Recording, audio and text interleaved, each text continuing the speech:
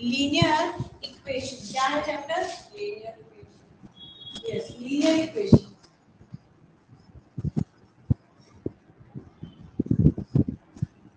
Linear equation, ठीक है। अब देखो लीनियर इक्वेशन क्या है आपके पास में। लीनियर इक्वेशन का मतलब क्या है हमारे पास में? देखो इक्वेशन का मतलब क्या है? इक्वालिटी। इक्वेशन का मतलब इक्वालिटी। इक्वेशन का मतलब हो गया इक्वालिटी। लीनियर का मतलब क्या होता है भाई? लीनियर का मतलब होता है पावर वन। लीनियर का मतलब है पावर वन। फिर कोई भी इक्वेशन आपके पास में जिसमें पावर आपके पास वन है और उसको हम इक्वालिटी के टर्म्स में सॉल्व कर रहे हैं। क्या कर रहे हैं? उसको हम इक्वालिटी के टर्म्स में सॉल्व करेंगे तो वो आएंगे हमारे पास में लीनियर इक्वेशन। और बात कर रहे हैं हम क्या? In one variable. In one variable. क्या बात कर रहे हैं हम? In one variable. भाई वेरिएबल क्या होता है आपके पास में? वेरिएबल मतलब है भाई चेंजेबल वैल्यू। वेरिएबल मतलब क्या है? Changeable value. भाई वेरिएबल का मतलब क्या है? चेंजेबल वैल्यू, जिसकी वैल्यू चेंज हो रही है। चेंजेस वैल्यू, जिसकी वैल्यू क्या हो रही है आपके पास में? चेंज हो रही है। वेरिएबल मतलब चेंजेबल वैल्यू, भाई जिसकी वैल्यू चेंज हो रही है। किसकी वैल्यू चेंज होती है? जितने भी आपको अल्फाबेट्स देखने को मिलते हैं, जितने भी आपको अल्फाबेट्स देखने को मिलते हैं, क्या मिलते हैं? अल्फाबेट्स वाले देखने को मिलते हैं। एक्स, वाई, जेड, ये सब देखने को मिलते हैं। इनकी वैल्यू हमारे पास में चेंज होती रहती है। इनकी वैल्यू क्या होती है? चेंज होती रहती है। जैसे अगर मैं बोलूं आपसे एग्जांपल 3x + 7 = 12। कितने वेरिएबल है? एक वेरिएबल है, सिर्फ x है आपके पास में। पावर क्या है? x की पावर 1। तो क्या है? लीनियर आपके पास में। तो ये आपके पास में है linear equation in one variable. क्या है आपके पास में? Linear equation in one variable. This is your linear equation in one variable. समझ में आई बात? पक्का समझ में आ गई? ठीक है, अब आते हैं हम कि हम सॉल्यूशन ऑफ लीनियर इक्वेशन। पहला टाइप जो इसमें आता है, ये आता है solution of linear equation and its check.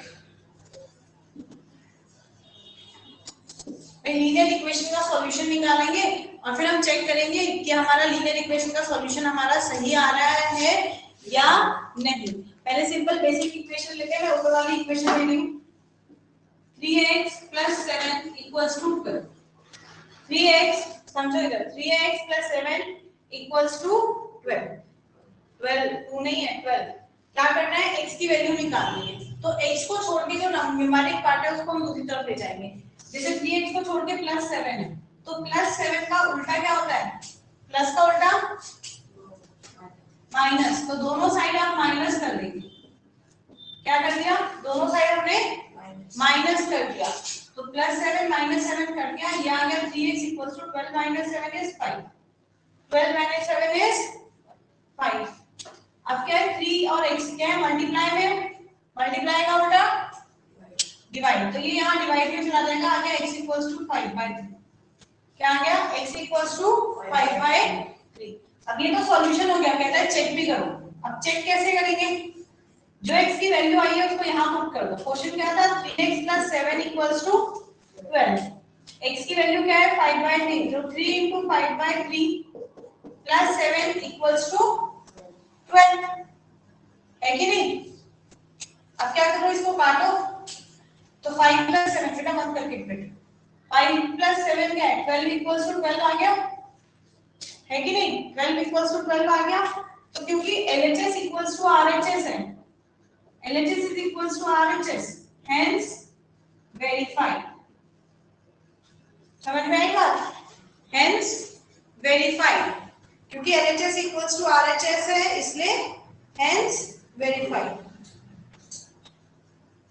Clear? पक्का? अगला देखो, एक और क्वेश्चन देखो। x x upon 5 plus 11 equals to 1 upon 15. X upon 5 plus 11 equals to 1 upon 15. क्या करेंगे सबसे पहले, अब दूसरा तरीका समझो, एक हो गया ना, क्या करो प्लस 11 को उधर ले जाओ, तो प्लस उधर जाके क्या हो जाएगा, माइनस हो जाएगा। क्या गया माइनस 11, क्या गया माइनस 11। सॉल्व करते हैं तो x अपॉन 5 इक्वल्स टू 11 लीजिए, कुछ नहीं एलसीएम लेंगे, क्या गया 15 1 जा 15, आप 15 को किससे करें 1 से, तो इसको भी 1 से, 1 को किससे करें 15 से, तो इसको भी 15 से, तो ये आ गया 1 1 जा 1 माइनस 11 into 15 आप करो, इट इज 165। तो क्या आ गया x upon 5, x upon 5 equals to अब 1 minus 165, 164 upon 50। आई बात समझ में, प्लस माइनस माइनस होता है ना, अब 5 यहाँ पे डिवाइड में तो उधर जाके क्या हो जाएगा मल्टीप्लाई हो जाएगा, तो मल्टीप्लाई 5 किया, काटेंगे 5 अंदर 5, 5 3 जा 15। अब देखो कट रहा है क्या, नहीं कट रहा हमारे पास, तो आंसर आ गया माइनस 163 अपॉन 64 अपॉन 3। अब क्या करना होता है, अब करना है भाई चेक, चेक करने के लिए x जगह पे लिखेंगे minus 164 upon 3 whole upon 5 plus 11 equals to 1 by 15। Simplify करते हैं तो ये हो जाएगा माइनस 164 अपॉन 3, 5 बाय 1 होता है, ऊपर जाएगा हो जाएगा 1 by 5 plus 11 equals to 1 by 15। आप इसको करो माइनस 164 अपॉन 3 5 का 15 equal plus 11 equals to 1 by 15।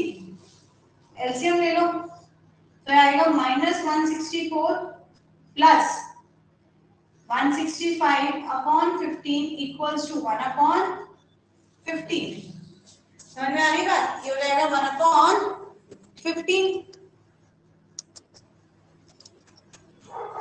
तो अब क्या हो जाएगा आपके पास में, प्लस माइनस माइनस होता है, तो 165 में से 164 माइनस करेंगे, this will be 1 upon 15 equals to 1 upon 15, क्योंकि LHS इक्वल्स टू RHS हो गया आपके पास में, तो ये क्या हो गया हेंस वेरीफाइड। समझ में आई बात, हेंस वेरीफाइड। चलो क्वाड्रेटिक तक समझ में आ गया, कोई डाउट है क्वाड्रेटिक पॉलिनोमियल तक, हाँ या ना, ओके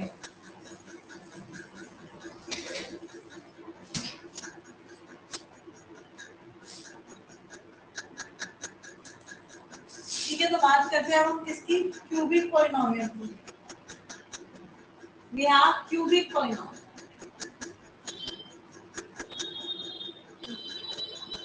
नाउ क्यूबिक पॉलिनोमियल क्या है, पॉलिनोमियल जिसकी डिग्री 3 हो, बता दिया मैंने आपको। क्यूबिक पॉलिनोमियल क्या है, पॉलिनोमियल जिसकी डिग्री आपके पास में क्या है 3 है, वो है क्यूबिक पॉलिनोमियल।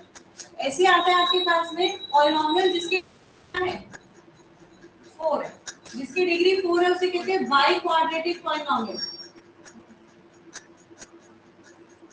क्या कहते हैं बाई क्वाड्रेटिक पॉलिनोमियल, इसकी डिग्री 4 है उसे क्या कहते हैं बाई क्वाड्रेटिक पॉलिनोमियल।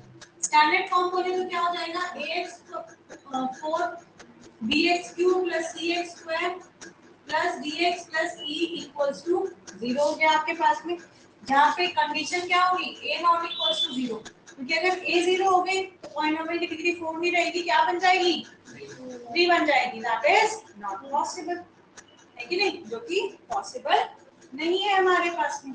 जैसे मैंने लिखा x4 plus 7x square minus 3 equals to 0, ये क्या है आपके पास में एक बाई क्वाड्रेटिक पॉलिनोमियल, क्या है आपके पास में, ठीक है। फिर आता है हमारे पास में चाहे इससे ज्यादा कितनी भी डिग्री हो आप आपके पास में, तो उसकी कहेंगे आप पॉलिनोमियल, ठीक है, जितनी भी डिग्री होंगी क्या कहेंगे हम पॉलिनोमियल, 4 है 5 है 6 है, सबके सब पॉलिनोमियल के। नेक्स्ट क्लासिफिकेशन आता है इसका on the basis of terms, on the basis of terms, भाई कितनी टर्म्स है,